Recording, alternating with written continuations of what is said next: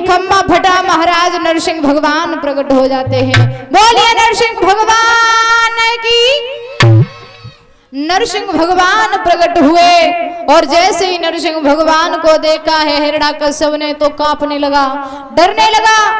महाराज दोनों में युद्ध होने लगा है, भगवान में और हिरण्याकश्यप ने।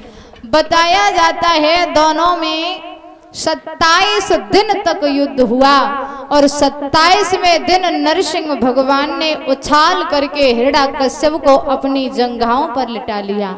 जब अपनी गोदी में लिटाया तो जवाब दिया है, ओरे हिरण्याकश्यप तूने हमारे भक्त प्रहलाद को बहुत ज्यादा प्रताड़ित किया है, अब तू बचेगा नहीं, मारा जाएगा। जैसे ही इतनी बात कही कि मारा जाएगा तो हिरण्याकश्यप हंसने लगा, कहने लगे तुम का तुम्हारे बाप आ जाए बेव नहीं मार पे।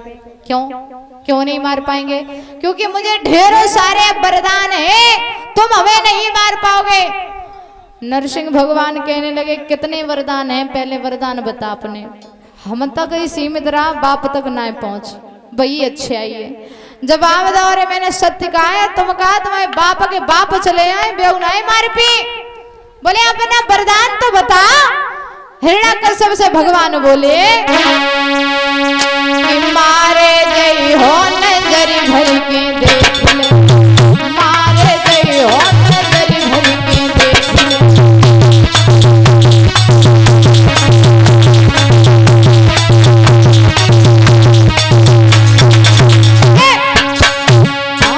मारे जय हो नजर भर के देख ले, मारे जय हो नजर भर ऊपर मरे। भगवान ने कहा है कि अभी तुम कहां बैठे हो, सत्य बताना। तो जवाब दिया ना तू ऊपर है ना तू नीचे, ना तू ऊपर है तो गोदी में बैठो नजर भर के देख लो, गोदी में बैठो नजर भर के देख लो, आगे बैठो नजर भर के देख लो।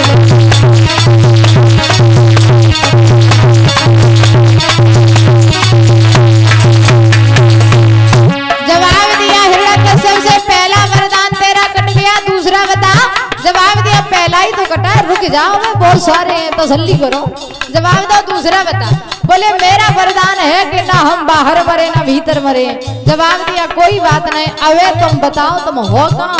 तो बोले अरे ना तू बाहर है ना तू भीतर है, ना तू बाहर है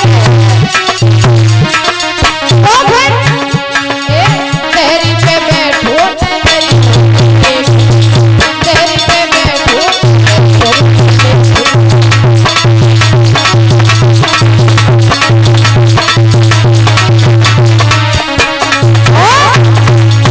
जवाब दिया तीसरा वरदान तेरा क्या है? बोले ना हम नर से मरे ना पशु से मरे। बोले एक बात बता, तुझे हम कौन दिखाई दे रहे हैं?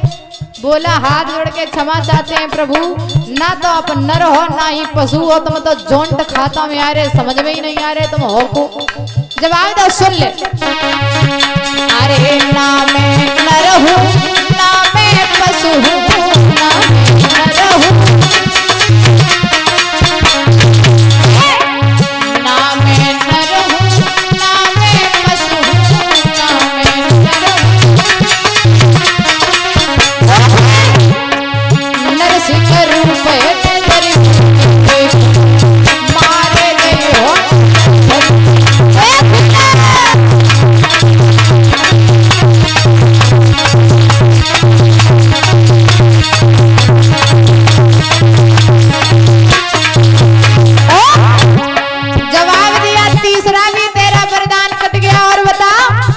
बोले और हमारा वरदान है ना तो हम दिन में मरे और ना ही रात को मरे।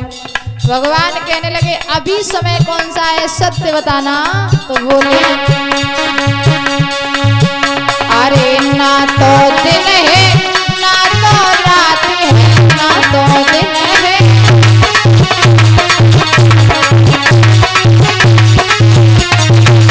ना तो दिन है, ना तो रात है, ना तो दिन है।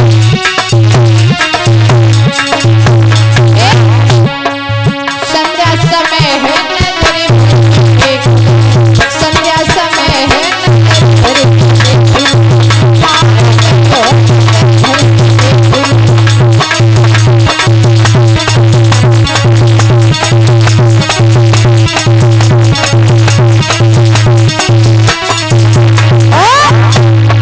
जवाब दिया है कोई बात नहीं, ना तो दिन है ना तो रात, ये संध्या का समय है।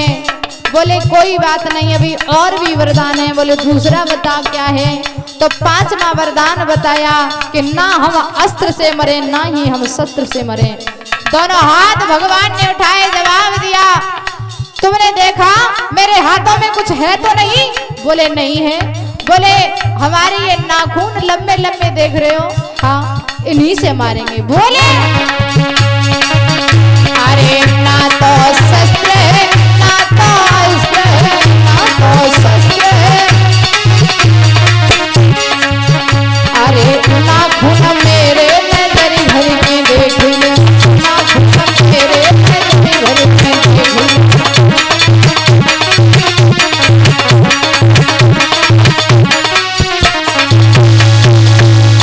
जवाब दिया है ना ही अस्त्र है ना ही शस्त्र है। और बता और कोई वरदान? बोले हाँ हाँ एक वरदान और है अभी। बोले कौन सा है बता? बोले ना हम जिंदा से मरे ना मुर्दा से मरे। भगवान ने दोनों हाथ उठाए और वो नाखूनों से पूछा, ये बता ये नाखून जिंदा है या मुर्दा है? बोले प्रभु ये तो जिंदा है। बोले ठीक है, अगर जिंदा है तो जी बताए थे, जब हमें नहीं काटते हैं तो दर्द क्यों नहीं होता? बोले क्षमा चाहते महाराज मुर्दा है। बोले अगर मुर्दा है तो जी बता, जब काट दे तो पुनः जमी का एक बात है। बोले समझ में नहीं आई रही महाराज, जिंदा है को मुर्दा है? बोले मारे जाइयो और बताओ कोई और रहेगा? बोले एक लास्ट और रहेगा, जाए तो तुम कबू नहीं काट पे, तुम्हारे बाप चले जाए तो नहीं काट पे। बोले कौन सो है? बोले हम 12 महीनों में ना मरे, अब बताओ तुम क्या करोगे? जवाब दो, हम जानते थे तुम ये बात कहोगे, इसीलिए मैंने तुम्हारे लिए स्पेशली में लौंद का महीना बना करके रखा है। जो माताओं तीसरी साल लौंद का महीना पड़ता है, इसी लौंद के महीना में भगवान ने हिरण्यकश्यप को मारा था। जवाब दिया है तुम्हारे लिए लौंद का महीना मैंने तैयार किया। आज भगवान ने लंबे लंबे नाखूनों से हिरण्यकश्यप के पेट में इस तरीके से नाखून महाराज थमा दिए हैं, जैसे 10 मीटर के थान में से 2-2 मीटर के कपड़े कर दिए जाएं। बीच में से फाड़ दिया। भगवान इतने क्रोध में है, इतने क्रोध में है। एक बार मैया लक्ष्मी ने भगवान से एक बात कही थी कि प्रभु मैंने तुम्हारा ये रूप देखा है, लेकिन कभी मैंने क्रोध वाला रूप नहीं देखा। तो आज भगवान को देखने के लिए मैया लक्ष्मी आई, तो जब भगवान का ये रूप देखा, इतना क्रोध में देखा, तो मैया खुद डर के भाग गई। अब सोचे ये देवताओं ने कि खुद की पत्नी डर करके भाग गई, तो औरों की औकात क्या है भगवान का महाराज क्रोध शांत करने के लिए। तो बेटा प्रहलाद के पास में पहुंचे। जवाब दिया बेटा अब एक काम करो, आप अपने पिता का क्रोध शांत करवा दीजिए। तो बेटा प्रहलाद डरते डरते भगवान नरसिंह के पास में पहुंचा। नन्हे नन्हे दोनों हाथ जोड़े, जवाब दियो प्रभु आप आए हो, हमारे पिता को आपने मार दिया है, हाथ जोड़ करके निवेदन है अब आप अपना क्रोध शांत कर लीजिए। जब बेटा का मासूम चेहरा देखा, छोटे छोटे हाथ देखे, भगवान ने क्रोध शांत किया और गोद में बिठा करके बेटा प्रहलाद से एक बात कही, लाला तू मांग ले, हमसे क्या मांगना चाहता है? प्रहलाद कहने लगे प्रभु हमें कुछ नहीं चाहिए, अगर आपको देना है तो बस इतना दीजिए कि हमारे पिता को नरक नहीं बल्कि आपका स्वर्ग मिले। देखिए छोटे से बच्चे की इतनी शिष्टाचार। अगर आजकल के पिता देखो बाई चांस पहले तो भगवान आता ना, और अगर आयु गए और बाप ने लड़का को ज्यादा परेशान करो और भगवान जो पूछे लला तेरे बाप ने तो बहुत परेशान करो जी बता जाए का सजा दे, तो पहली तो बात लला जी कहेगो कि प्रभु जब बाप को ऐसी जगह ले जाए कि मारियो जहां पानी नसीब न हुए।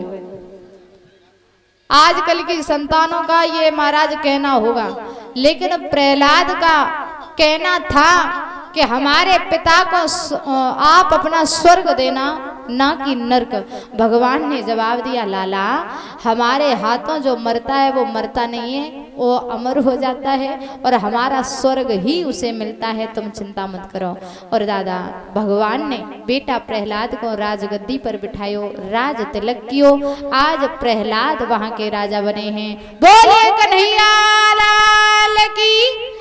बुजुर्गों एक बात आप ध्यान रखना, ऐसा नहीं है कि भगवान इस दुनिया में नहीं है, भगवान इस दुनिया में है, लेकिन आप एक बार भगवान को बुलाने की, देखने की कोशिश कीजिए, क्योंकि तुलसीदास जी ने एक बहुत सुंदर चीज लिखी है। क्या कि दीपक सोयो जियारो कहाँ, तो सीता सोब धर्मा कहाँ है, और सीता सोब धर्मा कहाँ, तो तुलसी सी मर्यादा कहाँ है, तुलसी सी मर्यादा कहाँ, तो लक्ष्मण सोयब धीवर कहाँ, और लक्ष्मण सोयब फिरन कहाँ, तो हनुमत सोब भक्त कहाँ, हनुमत सोयब भक्त कहाँ, तो सीता सी मर्याद कहाँ है। और आज भी खम्बे से हरी निकली, पर काढ़न को प्रहलाद कहाँ। दादा आज भी भगवान इस खम्बे से निकलेंगे, पर काढ़ने के लिए प्रहलाद होना चाहिए। बोलिए कन्हैया लाल की।